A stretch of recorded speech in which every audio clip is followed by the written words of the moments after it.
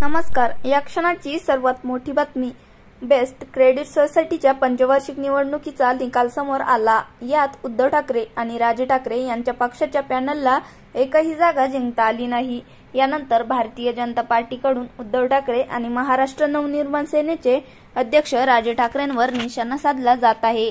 मागील 9 वर्षांपासून असलेले ठाकरेंची सत्ता यंदाच्या निवडणुकीमध्ये खालसा झाली. विशेष म्हणजे राज ठाकरे आणि उद्धव यांच्या पक्षाने एकत्र येत ही निवडणूक लढूनही त्यांना भोपळा सुद्धा फोडता आला नाही. तर दुसरीकडे शशांकराव आणि भाजपचे आमदार प्रसाद लाड यांच्या पॅनलने सर्वच्या सर्व 21 जागा जिंकल्या. त्यानंतर मनसेकडून पहिली प्रतिक्रिया आली.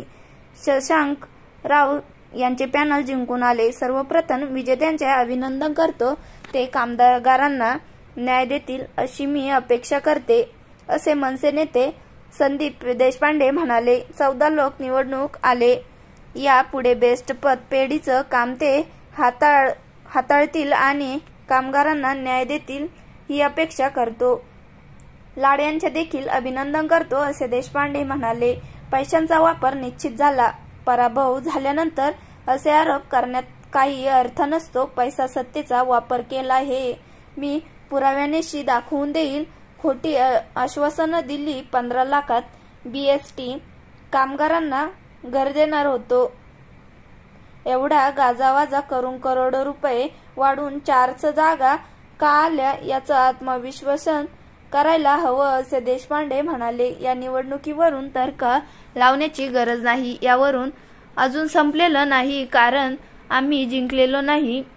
मेरा पानी उतरता देख, किनार पेर घर मत बांधना, मैं समुंदर हूँ लौट के आऊंगा, असे संदीप देशपांडे म्हणाले. मुंबई पालिका निवडणुकीशी याची तुलना होऊ शकत नाही. आमची सदस्य संख्या कमी होती.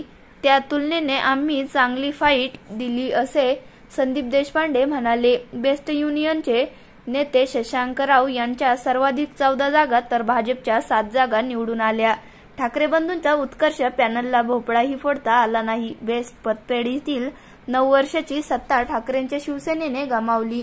या निवडणुकीमध्ये ठाकरे बंधूंचा अभूतपूर्व पराभव झाल्यानंतर भाजपचे प्रवक्ते केशव उपाध्ये यांनी दोन्ही ठाकरे बंधूंच्या शून्याशी तुलना केली आहे. आपल्या एक्सपोर्ट्समधून त्यांनी या निवडणुकीवर भाष्य केलं आहे. एकीकडे गमावण्यासाठी काही राहिलेलं नाही आणि दुसऱ्याकडे कमावण्यासाठी काही राहिलेलं नाही, अशा 2 शून्याची बेरीज केली आणि त्यावर कितीही शून्य जोडली तरी त्या गणिताचे उत्तर शून्यच येते. हे शाळा न शिकलेल्या मुलांनाही माहीत असलेलं उत्तर ओळखले नाही तर काय होईल.